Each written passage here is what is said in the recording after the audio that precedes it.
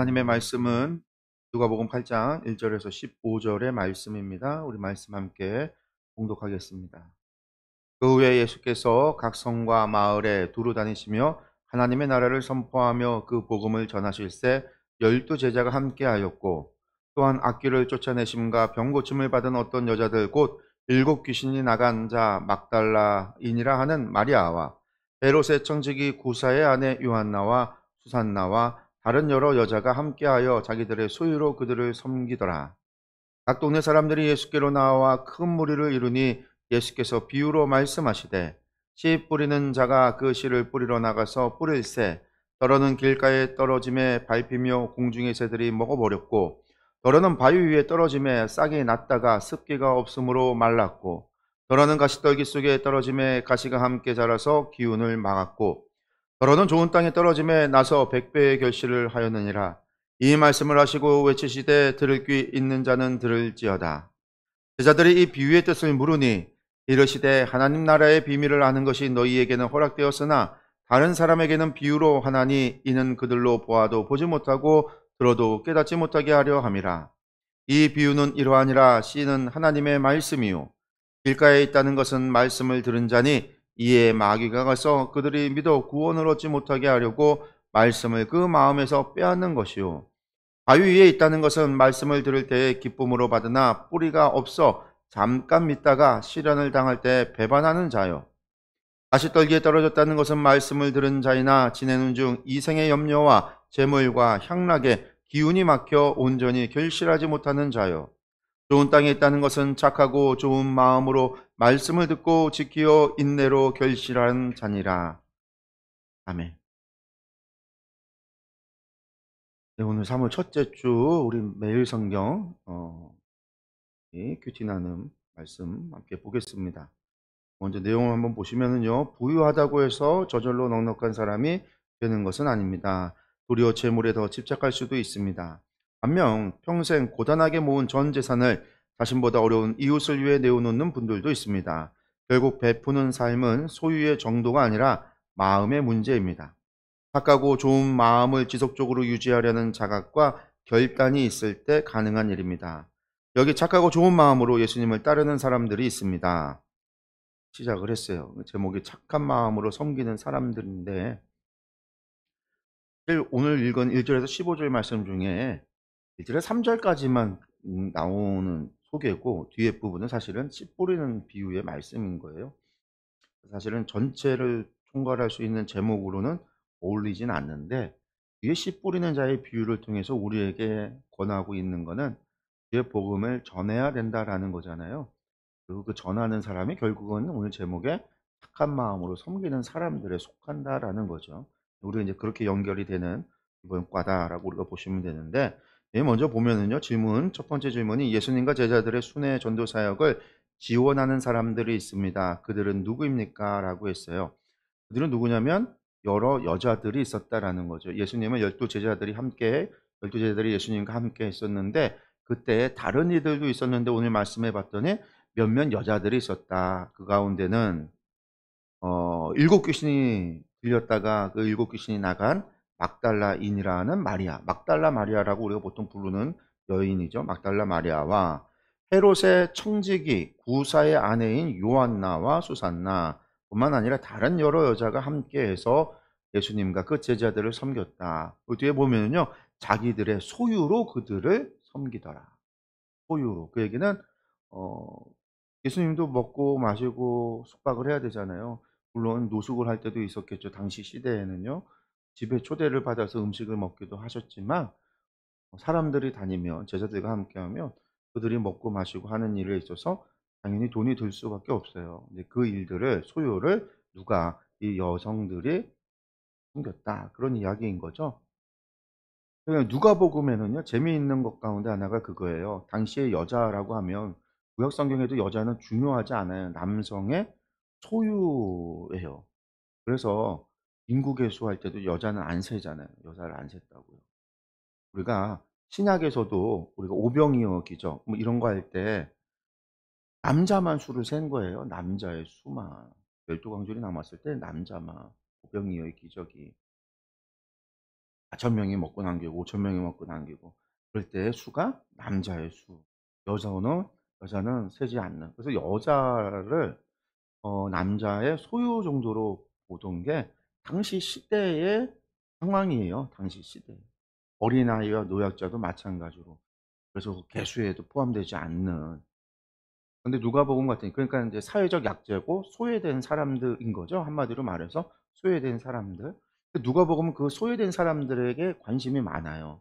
그래서 누가복음에는 고아와 과부와 여자들과 이방인들 이런 사람들에 대한 관심, 그들에 대한 이야기, 예수님께서 그들에게 어떻게 복음을 전하셨고 그들을 어떻게 세워 주셨는지 그런 이야기들이 누가복음에 많은 거예요. 안식일 논쟁 우리가 오전에 했지만 안식일 논쟁도 마찬가지예요. 오늘은 이제 두 가지가 있었고 나중에 누가복음 뒤에를 인제 우리가 계속 읽다 보면 뒤에 안식일에 또 병자들을 고치는 이야기가 막 나와요. 그로 말미암아 회당에서 회당장이 막 병자들을 나무라고 막 화를 내고 하는 이야기 뭐 그런 이야기들이 나오는데 그때에도 보면 예수님께서 약자들, 병자들 그때 무리들 바리새인들이라고 할 수 있는 사람들 안식일에 병 고쳤다고 막 뭐라고 하는 사람들을 향해서 그 병자들이 들고 일어나서 막 갈등이 안에 나타나는 게 누가복음에만 나오는 이야기거든요. 그러니까 누가복음에는 예수님께서 그런 사람들에 대해서 관심을 갖고 그들을 세웠고 그들이 교회 안에서 하나의 리더십으로 세워졌다라는 게 누가복음의 증언이에요. 누가복음에 나오는 거죠. 그래서 예수님이 누가복음의 주제 자체가 온 세상의 구세주. 여기에서 온 세상은 예수님은 남자들만의 예수님 구원자가 아니라 여자와 어린아이와 약자들, 노약자들, 병자들, 이방인들 모든 사람들의 구세주 되신다라고 하는 것을 증언하는 거죠. 그때 인제 여자들의 이야기도 아이들의 이야기도 과부의 이야기도 이방인의 이야기도 가지고 오는데 오늘 말씀도 마찬가지예요. 다른 복음서에는 없는 이야기예요. 여자들이 예수님을 섬겼다라는 거예요. 남자들은 뭐 하고 여자분들이 예수님을 섬겼다. 이 사람들이 쉬운 게 아니에요. 이 사람들 가운데는 어떤 사람, 귀신 들렸던 사람이었으니까 당시 유대 사회에서는 부정하다고 손가락질 당할 여자였어요. 막달라 마리아는요. 막달라 마리아는 손가락질 당하던 여인, 귀신 들린 여인이었어요. 그가 귀신에서부터 자유함으로 그런 귀신에 사로잡혀서 억압받았고 사람들로부터 비난당했고 그리고 격리되어졌고 부정하다 손가락질 당했던 여인이었지만 예수님께서 그녀를 치유하셔서 그를 갖다가 회복시켰고 사회 안에서 회복시켰고 나아가 그 여인은요 예수님을 섬기는 자 더 나아가 예수님의 부활의 첫 증인이 되는 사람이 막달라 마리아란 말이에요. 하나님 누가복음에서는 여자의 위치가 중요한데 이 가운데 어쨌든 섬기는 사람들 가운데는 이처럼 부정하다고 손가락질 당했던 아마 격리 조치돼서 격리되어 살아갔던 이 마리아라는 여인과 또 누가 있어요? 헤롯의 청지기 구사의 아내였는데 헤롯의 청지기라는 이 헤롯이 누구예요? 분봉왕 헤롯을 얘기하는 거예요. 헤롯 왕을 얘기하는 거예요. 그러니까 헤롯 왕의 아내 그러니까 청지기인 구사니까 재무부 장관 정도 되는 사람이죠. 그 부를 갖다가 관리하는 청지기. 그 구사의 아내였으니까 당시 시대 사회적으로 본다면 아주 고위층의 아내예요. 아예 고위층. 그 계층으로는 아주 높은 계층에 있는 거고 부요하고 부자고. 또 보면 헤롯의 관리의 아내였으니까 헤롯 관리가 유대 백성들로부터 지지를 받았는가? 받지 못했어요. 헤롯도 유대인들이 아니고 이두메 사람.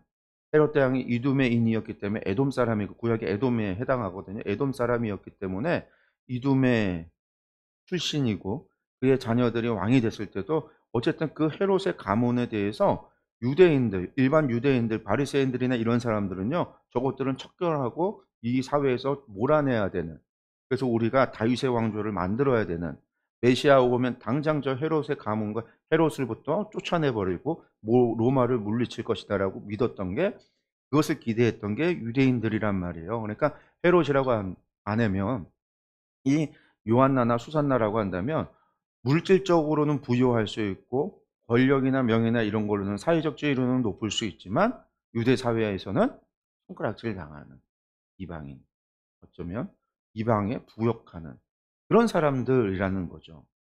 그 외에 또 여러 여자가 있었다라는 거예요. 그래서 그 모든 여자들을 소개할 때 2 절에 어떻게 소개를 했냐면 악귀를 쫓아내심과 병 고침을 받은 어떤 여자들, 그 여자들 중에 막달라 마리아도 있고 요한나도 있고 수산나도 있고 또 다른 여자들도 있다. 그러니까 그 여자들 전체를 가리키는 말은 그 여자들이 어떻게 예수님을 섬기게 됐냐면 병 들었다가 고침 받았던, 귀신 들었다가 귀신을 예수님께서 쫓아내셨던 그런 사람들이었다라는 거죠. 이런 사람들이 도리어 예수님을 섬겼다라는 거예요. 당시 사회에서 손가락질 당하고 사회 주류에서 벗어나 있거나 혹은 종교적으로 부정하다라고 해서 격리되어져 있거나 이랬던 사람들이 도리어 예수님을 섬기는 사람이었다라는 거죠. 예, 나눔 첫 번째 보면요. 예수님을 섬긴 여인 중에는 사람들이 부정하게 여긴 사람도 있습니다. 예수님이 그를 부정하게 여기지 않으셨기에 그는 예수님을 섬기는 한 사람이 될 수 있었습니다. 내게도 은혜를 받은 경험이 섬김과 봉사로 이어진 적이 있다면 나눠 봅시다라고 했는데요. 제가 이제 하나님 처음 만난 게 중3 때라고 말씀드렸잖아요. 중3 여름 수련회 때. 여름 수련회 끝나고 하나님 만나고 교회를 정말 열심히 다녔어요. 막 뜨거워서 매일같이 기도하고 말씀 보고 열심히 거의 교회에서 생활을 한 거죠. 그때 저희 교회가 용산대에 있던 교회가 이제 건축을 하겠다고 해서 교회를 이제 허물고 간이 예배당을 조립식으로 두 개를 져서 큰 예배당과 교육관 하나를 짓고 그리고 인제 한쪽에 교회를 건축을 하게 돼요. 그래서 이제 교회가 옛날 교회로 이쪽으로 옮겨지고 난 다음에 그때 이제 제가 이제 고등부 때죠. 이제 중3 지나서 고등학생 때였는데 고등학교 때 인제 거기서 예배를 드리는데 제가 토요일 날 예배를 드리러 가면 간이로 만들어 놓은 거에다가 유치부, 유년부, 초등부, 주일학교부터 모든 사람들 다 거기를 하다 보니까 토요일 날 가면은 막 어지러져 있는 것도 있고 정리가 안 돼 있고 그래요. 그래서 제가 그때부터 어떻게 했냐면 '아 하나님 앞에 예배드리는데 이렇게 예배드리면 어쩌나.' 그런 마음이 들어서 예배 시작 한 2 시간 전에 집에서 손걸레를 가지고 가서 교회를 청소를 하는 거예요. 학교 1 학년 상대상도 닦고 예배도 닦고 다 정리를 하고 하나님 앞에 예배드리는데 예배드리는 공간을 갖다가 이렇게 지저분하게 해서 어떠나 그런 마음이 들었어요. 어머니도 교회 청소를 매일 가서 하셨거든요. 저도 인제 그 시간에 인제 가서 청소를 하는 거죠. 어머니가 그래요. "지방도 청소 안 하는 게 교회 가서 청소한다."고. 제가 제 방 청소를 안 했거든요. 청소 잘 안 하고 맨날 그랬는데 근데 예배드리는 모습 차마 두고 그냥 볼 수가 없는 거예요. 하나님 앞에 예배드리는 제 눈에 그게 들어오는 거죠. 은혜를 받고 나니까 그게 들어오는 거예요. 하나님 앞에 예배를 드려야 되는데 그전까지는 전혀 그런 것들이 눈에 들어오지 않았는데 내가 하나님 앞에 은혜를 받고 하나님을 예배드리고 이 공간이 내가 하나님을 예배하는 공간이고 하나님이 우리의 예배 가운데 오시고 이런 것들이 내가 인식하게 되고 내가 그것을 갖다가 깨닫게 되고 그것들이 보이기 시작하니깐요. 그것들을 그대로 둘 수 없는 거죠. 그러니깐요. 왜 청소를 정말 고3 돼서 제가 인제 입시 준비하느라고 학교에 계속 가야 된 이후로 고3 때는 토요일 날도 학교를 계속 가야 되니까 그 뒤로 그때까지 그 이후로는 못 했지만 그때까지 거의 2 년을 청소를 했어요. 인제 이렇게 봉사로 이어졌던 경험이 있죠. 그 은혜를 받으면 그런 것들이 보여요. 그래서 교회 안에 뭐 문제가 생기면 그냥 나가서 고치고 교회에 뭐 있다라고 하면 그냥 가는 거예요. 그냥 어른들도 안 하고 청년들도 안 하는데 앞장서서 가서 제 1년 후배들이 있는데 그 친구들을 맨날 데리고 가서 교회 일하자고 청소하자고 맨날 못 살게 굴었죠. 그래서 그런 적이 있었습니다. 예. 그다음에 인제 4 절에서 15 절이 예수님이 하나님 나라를 비유로 말씀하시는데 씨 뿌리는 자의 비유입니다. 우리가 너무나 잘 아는 말씀이고요. 그래서 길가에 바위에 가시떨기에 좋은 땅에 그리고 인제 기억하는 게 인제 30배 60배 100배 여기 보면 이제 100 배의 결실을 맺는다. 이제 그런 것들이 복음서 이게 마태 마가 다른 복음서에도 있는 비유의 말씀인데 이제 그런 이 30배 60배 100 배의 결실이라는 게 있어서 우리가 기도할 때마다 그런 기도를 하기도 하고 또 우리가 인제 "좋은 땅이 돼야 된다."라는 많은 이야기들을 들었습니다. 그 말씀이죠. 그 말씀 그대로 보면은요. 비유에서 씨는 어디에 떨어졌습니까 했는데 4 군데에 떨어졌어요. 길가에 떨어졌고 바위 위에 떨어졌고 가시떨기 속에 떨어졌고 좋은 땅에 떨어졌고. 근데 비유의 말씀이 그럼 이게 뭐냐라고 할 때 성경에서 오늘 같은 말씀 보면은요. 그 비유를 예수님께서 설명해 주시잖아요. 설명. 그러면 비유를 설명해 주면 설명해 준 것으로 그대로 받으면 돼요, 우리가. 비유에 설명이 안 돼 있는 비유도 있지만 설명이 있는 비유는요. 예수님 설명해 놓은 걸 그대로 우리가 받으면 돼요. 설명해 놨는데 설명한 걸 다시금 또 설명을 하려고 하면 실수가 일어나는 거죠. 왜 그러냐면 이 씨 뿌리는 자의 비유도 신천지가 많이 쓰는 비유예요. 신천지에서 뿌리는 비유.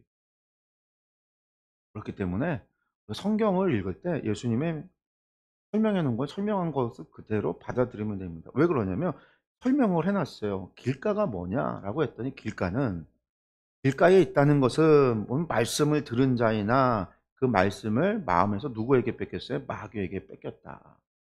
길가에 떨어졌다라는 거는 말씀은 듣긴 들은 복음을 전했는데 씨앗을 들었는데 복음을 전했지만 마귀에게 빼앗긴 사람이다. 그러니까 한마디로 그 이야기는 뭘까요? 마귀에게 뺏겼다라는 게. 바로 뺏겼어요, 바로. 그러니까 길가와 같다라는 건 길가는 사람들이 다니잖아요. 말씀을 한 귀로 듣고 한 귀로 흘러버리고 그냥 들어도 그냥 그것을 갖다가 귀한 줄 모르고 외면하는 사람들. 근데 그게 길가에 떨어진 사람들이에요. 길가와 같은 사람들이에요. 바위라고 하는 건 말씀을 들을 때 기쁨으로 받았으나 아멘 하고 은혜가 좋다고 하지만 뿌리가 없어서 잠깐 믿다가 시련을 당할 때 배반하는 자라는 거예요. 그러니까 바위 같다라는 거는요. 이 사람이 신앙의 깊이가 없는 사람을 얘기하는 거고 말씀을 듣고 그 순간은 좋지만 사실은요. 이런 사람은 또 어떤 사람이냐면요. 교회에서만 성도고 밖에서는 성도가 아닌 사람들. 삶과 신앙이 일치되지 않은 사람들, 이게 믿음이 성장하지 않은 사람들이에요. 이런 사람들의 대표적인 특징이 이런 거죠. 교회 안에서 막 은혜로운 말씀 듣고 뭐 주일날 설교를 듣고 막 은혜로워요. 말씀 들어요. 그렇지만 문을 나가는 그 순간부터는요. 말씀을 딱 잊어버린 사람들. 교회 안에서는 거룩한 척 예배를 드리고 열심히 하는 것 같지만 나가는 그 순간부터는 세상의 방식대로 살아가는 사람들. 그런데 사실은 이런 사람들이 바위예요, 바위. 그리고 그것은 한마디로 말해서 뿌리가 없다. 믿음이 약한 거죠. 그러니까 그런 사람들은 사실은 우리가 교회 안에서 우리가 그런 사람들이 많고 우리가 또 그런 모습을 가질 때가 있어요. 교회 안에서와 바깥의 모습이 다르고 우리가 교회 안에서만큼 바깥에서 그렇게 살아가지 못할 때 우리가 그것은요. 우리의 믿음이 연약한 거예요. 믿음을 우리의 믿음을 성장하기 위해서 하나님 앞에 간구하고 기도하고 우리가 뿌리가 깊도록 우리가 뿌리 깊은 나무, 우리 드라마 제목도 있었지만 흔들리지 않잖아요. 그러니까 그러한 믿음이 우리가 갈급해야 돼요. 갈급하면 어떻게 되냐? 말씀을 사모할 수밖에 없고 하나님을 찾게 돼요. 말씀을 가까이 할수록 그 말씀이 우리를 성장케 하죠. 왜? 영의 양식이니까. 그러니까 이제 우리가 그런 것들을 또 생각을 해야 되겠죠. 그다음에 이제 세 번째 가시떨기라고 했는데 말씀을 들은 자나 지내는 중에 이생의 염려, 재물, 향락 이런 것들의 기운에 맡겨서 온전히 결실하지 못하는 자. 그러니까 염려가 많은 사람. 말씀은 열심히 하고 신앙은 듣는데 말씀도 듣고 신앙생활 열심히 하려고 하는데 그런데도 염려, 걱정과 근심이 많은 사람들이 가시떨기 같은 사람들이라. 이런 사람들은 또 쉽게 또 쓰러질 수도 있고 성장하지 못할 수도 있죠. 그런 염려와 걱정이. 제가 저희 외할머니 얘기 예전에 한번 했지만 외할머니가 그렇게 신앙생활 열심히 하면서도 "나는 천국에 못 갈 거야." 왜? 옛날에 그렇게 교회 가는 어머니를 막 핍박하고 열심히 절에 다니고 막 그랬던 옛날의 잘못이 있으니까 신앙생활을 그렇게 열심히 하면서도 '나는 천국에 못 갈 거야. 천국에 못 갈 거야.' 이 염려로 사셨어요. 그러니까 나중에 하나님이 꿈에 보여주셨어요. 천국을 그러니까 외할머니를 위해서 천국에 신랑이 신부를 위하여 단장하는 집것처럼 외할머니의 집을 준비하시고 천국을 보여주시는 꿈을 꾼 거예요. 그걸 그리고 났더니 걱정과 근심을 내려놓게 되는 거죠. 하나님이 나를 위하여. 그러니까 이런 염려가 없으면 그런 것들을 극복하고 이겨내지 못하면요. 우리 신앙이 성장하지 못해요. 염려와 걱정과 근심이. 내 신앙에서부터 시작해서 우리 삶의 문제도 마찬가지예요.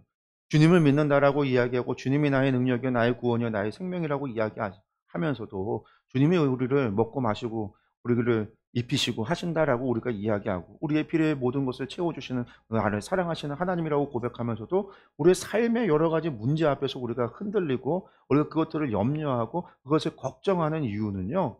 결국은 하나님에 대한 신뢰가 약하기 때문에 그런 거예요. 하나님 나를 영원 구원해 주실 수는 있지만 내 삶의 문제거든요. 하나님께서 나는 혹은 이러한 것들이 염려와 걱정 이게 가시떨기와 같다라는 거. 그 좋은 땅이라고 하는 건 착하고 좋은 마음으로 말씀을 듣고 지켜 인내로 결실하는 자다. 그러니까 좋은 땅이라고 하는 건 뭐예요? 말씀을 듣는 좋은 땅은 말씀을 잘 받아서 거기에서 열매를 맺는 사람이에요. 그런데 단순히 열매를 맺는데 열매가 그냥 맺혀지는 게 아니에요. 우리가 놓치는 건데요. 말씀을 어떻게 해요? 듣고 지켜 인내로 결실하는 자. 좋은 땅은 어떤 사람이냐면 말씀을 듣고 지키고 순종하려고 애쓰고 노력하며 힘들고 어렵고 고난의 상황과 염려와 걱정과 근심 같은 상황이 있어도 그 상황 속을 인내로 결실할 수 있는 사람. 그 모든 걸 인내로 이겨내는 사람. 여러분들 그런 사람의 좋은 땅이에요. 좋은 땅. 우리를 봤을 때 여러분들은 좋은 땅이세요? 가시떨기예요? 바위예요? 길가신가요? 보니까 우리 가운데 길가도 있어요. 길가도 있어요. 맨 뒤에죠. 길가인 것 같아. 들어도 듣지 않는 것 같아. 길가인 것 같아. 바위도 있어요. 가시떨기도 있어요. 본 땅도 있어요. 우리뿐만이 아니라 복음을 전하러 나갔을 때 우리가 씨앗을 뿌릴 때 복음을 전할 때 그 사람들도 다 그렇다라는 거예요. 근데 그들을 우리는 처음부터 좋은 땅을 기대해서는 안 돼요. 우리는 복음이 뿌려지면 이 씨 뿌리는 자의 비유가 그거예요. 우리는 씨를 뿌리는 사람이에요. 씨 뿌리는 거예요. 결실을 맺는 건 각각의 땅이 결정하잖아요. 길가가 결정하고 바위가 결정하고 가시떨기가 결정하고 그리고 좋은 땅이 결정을 해요. 내가 좋은 땅으로 만들고 내가 바위를 만들고 내가 가시떨기를 만들고 내가 길가를 만드는 게 아니라 나는 씨를 뿌리는 거예요. 우리는 씨를 뿌리는 거라는 거죠. 그러면 그 씨앗이 뿌려질 때 길가에 처음에 받는 사람들은 듣기는 듣는데 다 버리는 사람은 길가에 떨어진 사람들이죠. 다 길가에. 그런데 우리가 말씀을 뿌리고 뿌리고 뿌리다 보면 그리고 또 뭐예요? 이 사람들을 양육하고 교육하고 교회에 데려와서 그렇게 과정을 통해서 길가가 바위가 되고 떨기가 되고 다시 떨기가 되고 좋은 땅으로 바뀌어져 가는 거고 하나님께서 하시는 일입니다. 우리가 교회에서 또 양육을 통해서 그렇게 만들어 가는 거고 그리고 바깥에 있는 사람들은 그냥 계속 우리는 뿌리는 일을 하는 거고 뿌리면 그 사람들 가운데 반응하는 사람들, 나오는 사람들이 있으면 데리고 와서 양육을 해야 되는 거예요. 그냥 뿌리고 몰라서 몰라 그게 아니라 그래서 "내가 너에게 분부한 모든 것을 가르쳐 지키게 하라." 이게 우리에게 주신 사명이지 우리가 씨 뿌리는 자의 비유에서는 이 양육에 대한 이야기는 빠져 있지만 우리는 씨를 뿌린다라는 것과 씨가 떨어졌을 때 복음이 떨어졌을 때 "이런 차이들이 있다."라고 하는 걸 우리에게 말씀하고 있지만 우리가 다 성경을 전체적으로 우리가 같이 생각해 본다면 우리는 그렇게 데리고 와서 양육해서 좋은 땅으로 만들기 위해서 나도 나를 좋은 땅으로 만들기 위해서 우리가 노력하고 애쓰고 해야 된다라는 거. 그게 필요하다라는 겁니다. 네, 두 번째로 보면은요. 씨가 뿌려졌다고 해서 저절로 열매가 맺는 것은 아닙니다. 마귀의 시험, 시련, 이생의 염려나 재물과 향락의 유혹이 열매 맺는 삶을 억누르기 때문입니다. 말씀을 실천하고 말씀대로 살아내기 어려웠던 경험을 나눠 봅시다. 살면서 말씀을 실천하고 말씀대로 살아가는데 가장 어려웠던 때가 언제일까요? 감사한 시대를 살고 있습니다. 옛날같이 교회 다닌다고 해서 잡혀가고 사자밥에 던져지고 그런 시대를 살고 있지 않잖아요. 저도 이제 부모님들이 다 믿으셨기 때문에 제가 교회 가는 거에 대해서 반대를 하거나 그런 적이 한 번도 없어서 그런 신앙생활을 겪지는 않았어요. 저 돌아볼 때 제 인생에서 가장 어려웠던 경험이라고 한다면 군대였던 것 같아요, 군대. 근데 군대에서도 사실은 제 성격이 그런 게 있어요. 남한테 절대 피해 주기 싫어하는 성격이 제가 있어서 피해 주는 것도 싫고 피해 받는 것도 싫고, 그래서 저는 제가 맡겨진 일에 대해서 최선을 다해서 제 일을 하거든요. 군대에서도 그랬어요. 그래서 저에게 맡겨진 임무를 100% 120% 일을 했어요. 때로는 150% 200% 두 사람 세 사람의 몫까지도 했고, 하도 열심히 군 생활을 잘해서 군대에서 제발 저를 붙잡고 제발 군대에 말뚝박으라고, 일병부터 병장 제대할 때까지 2년 동안 저한테 계속 그랬어요. 간부들이.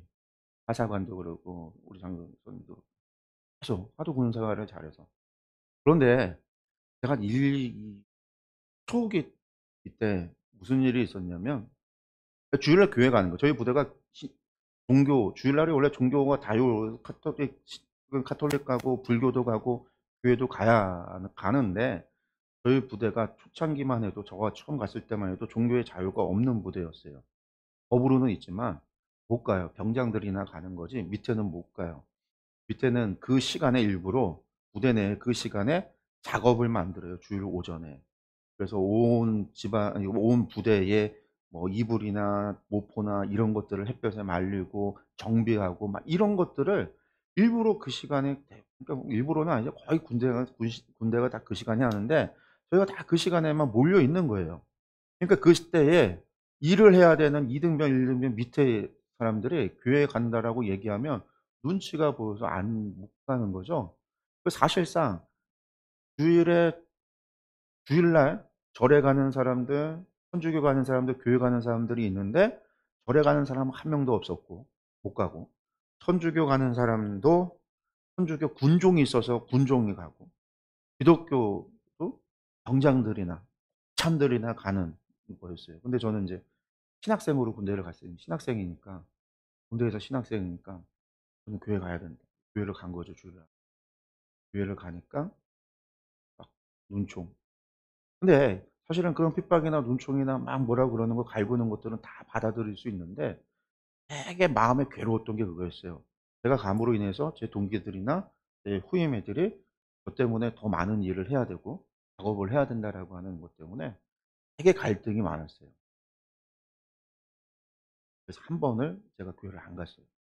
그때는 제 마음이 너무 불편해서 이런 것들을. 그래서 그 한 주를 교회를 안 갔어요. 교회 안 가겠다. 그러고 남았어요. 자대에 남아서 일을 했죠. 제가 평생 교회 다닌다고 하고 나서 주일 성수를 못한, 다른 때는 뭐 개인적으로 못 드려 뭐 중국에 있거나 그럴 때도 그냥 가정 예배를 드리거나 예배를 드리거나 그러는데 그냥 기도만 하고 말았죠. 화장실에서 혼자 기도하고 말았는데 한 번을 그랬어요, 한 번. 그러고 났더니 그래서 부대가 난리가 났어요. 인제 위에 고참들이나. "신학생이 교회를 안 가?"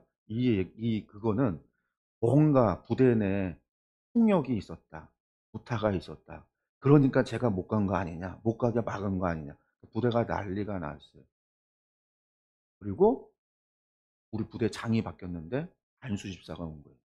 안수 집사가 와 갖고 "주일 오전에 아무것도 하지 말고 다 100% 종교 행사 가라. 불교 다 가고 천주교 다 가고 교회 다 가라. 정기 근무 제외하고 모든 종교 행사를 가라." 예, 그런 거예요. 그래 갖고서는 다 교회를 가게 된 거죠, 다. 병자들만 가던 교회가 예 다 간 거예요, 다. 이등병이고 할 것 없이 전부. 그렇게 바뀌었는데 그때 한번 그런 있었어요. 그래서 그때 어 예 기도했죠. 교회 나가는 문제 때문에. 이 문제를 어떻게. 근데 하나님은 그렇게 응답을 해 주신 거예요. 세상에 그냥 안수 집사님 보내 주셔 갖고서는 인제. 근데 사실 그것 때문에 더 간부들한테 인제 그때부터는 간부들한테 갈굼을 당했어요. 왜냐면 안수 집사가 오고 그렇게 한 다음에 저를 신학생이니까 제가 조교면서도 군종일을 해라. 기독교 관련된 일을 네가 맡아서 해라. 그렇게 지침이 내려온 거예요. 그러니까 이제 교회 관련된 일은 모든 일은 일병인데 저한테 다 몰리는 거죠. 책임을 저한테 제가 져야 되니까. 그럼 뭐 병장들이나 군 이제 우리 기관 사병들은 맨날 투덜대면서 갔다 오고 막 그러면서 인제 막 그러는데 이제 간부들도 인제 뭐라 그러는 거예요. 왜냐면 간부들도 교회 안 가다가 눈치 보니까 가야 되니까. 그리고 사병들이 다 가니까 맨날 저를 불러다가 뭐라고 그러고 괴로움을 또 당했죠. 근데 또 군 생활이 그래도 하나님이 참 그렇게 스케일을 크게 응답해 주시더라고요. 그런 일도 있었습니다. 괴로운 삶이 모두 길가 바위 가시떨기 땅이 되는 것은 아닙니다. 그렇죠. 막달라 마리아처럼 삶의 어려움과 고단함이 밑거름이 되어 좋은 땅이 되기도 합니다. 오히려 어려운 상황에서 말씀의 은혜를 경험하고 섬김의 열매를 맺은 경험을 나눠봅시다라고 했는데, 여러분들도 뭐 있으시겠지만요. 저에게 있어서 제일 어려웠던 시기, 뭐 괴롭다 어렵다라고 하기보다는 고단함이라고 한다면 전도사 세월 시절이었던 것 같아요. 전도사 시절에 저희 결혼했을 때, 네, 제가 인제 대학원을 하느라고 월요일부터 금요일까지를 대학원에 있고 금요일 날 내려와서 금, 토, 일 주일 전도사 사역을 하고 다시 월요일 날 올라가는 그런 삶 생활이었어요. 그때가 우경이가 갓 태어났을 때인데, 우경이 그래서 인제 저를 거의 못 봐서 맨날 저만 보면 울었죠. 웬 아저씨가 자기를 자꾸 귀찮게 한다고. 못 알아보는 그런 시기였어요. 뭐 거의 못 보는. 그때 대학원 끝나고 인제 내려오면, 학교 끝나고 내려오면 교회 사역을 한다고 교회를 금요일 날 가면 금요일 날 밤 12 까지, 토요일 날 새벽 예배 2번 드리고부터 토요일 날부터 오전부터 시작해서 밤 10 까지 계속 교회 사역이 풀. 주일 날 가면 주일 날도 새벽부터 시작해서 주일 예배 마지막 9시 반 예배 끝나는 그때까지 교회가 풀. 거의 풀이었어요, 풀. 뭐 토요일 날 같은 날 가면은 점심 잠깐 먹고 저녁 같은 경우는 거의 잘 먹 시간도 없어서 못 먹고 막 그러면서 교회 사역을 했는데, 많게는 막 고 3일 동안에 설교를 13 번을 할 때도 있고 그렇게 사역을 할 때였어요. 그러니까 저에게 있어서 가장 힘들었던 시기, 그러니까 교회 사역을 본다면, 일하는 고단함을 한다면 가장 힘들었던 시기이긴 하지만 저에게 있어서는요 제일 좋았던 시기예요. 왜냐면 제 평생에 그렇게 설교를 많이 해본 적이 없거든요. 그러면서 설교가 단련이 된 거예요. 설교를 하고 성경 강의를 하고 말씀을 전하고 그 대상도 다양해요. 유치부 설교도 하고 초등부 설교도 하고 중등부 설교도 하고 고등부 설교도 하고 청년부 설교도 해야 되고 어른들 설교도 해야 되고 새벽 설교도 해야 되고 주일 뭐 오후 예배 설교를 주면 그 설교도 해야 되고 또 기도회도 인도를 해야 되고 제자 훈련도 양육을 하고, 이런 다양한 일들이 그때 했던 게 그게 한 1년 정도를 했는데 저에게 있어서 가장 큰 자산이 되더라고요. 훈련이 되고 말씀을 전하고 설교를 하고 제자 양육을 하고 기도회를 인도하고 전도 행사를 나가고 하는 그 모든 것들이 시간적으로는 힘들고 어렵고 고단하긴 했지만 저에게 있어서 가장 큰 성장하는 기회였고 제가 훈련받는 기회였고, 제가 그것을 통해서 그대로 그려 본 적이 없어요. 지금 교회에서도 지금 저희 할 때도 주말에 바빠 봐야 제가 설교를 해 봐야 주일 설교, 오후 설교 이거지 무슨 설교를 많이 하겠어요. 뭐 중간에 있어 봐야 성경 공부가 있는 것이지.